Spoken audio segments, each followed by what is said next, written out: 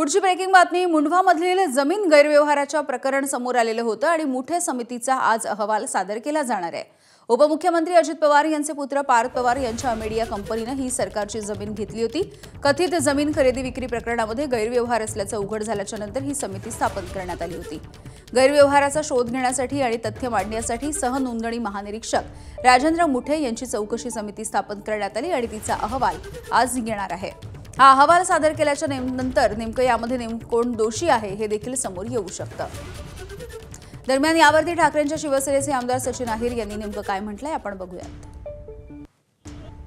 अपेक्षा तर या सरकारकडनं काहीच नाहीये, पण हिवाळी अधिवेशन आता आम्ही सुरुवात होतोय आणि या हिवाळी अधिवेशनामध्ये पण देखील विरोधी पक्ष या नात्याने हा प्रश्न आम्ही काही जरी झालं तरी देखील याची चौकशी व्हायला पाहिजे। काय चौकशी अहवाल झालं, कशा प्रकारे होत आहेत, त्यात कोण दोषी आहेत, काय सत्यता आहे हे बाहेर यायला पाहिजे। पुणे शहरातले आणि विशेषतः जिल्ह्यातले आणि इतर सर्व राज्यातल्या ज्या शासकीय जमिनाच्या श्वेतपत्रिका काढली पाहिजे या मताची आम्ही आहोत। हिवाळी अधिवेशनामध्ये या प्रश्नावरती आम्ही जाब विचारल्याशिवाय राहणार नाही।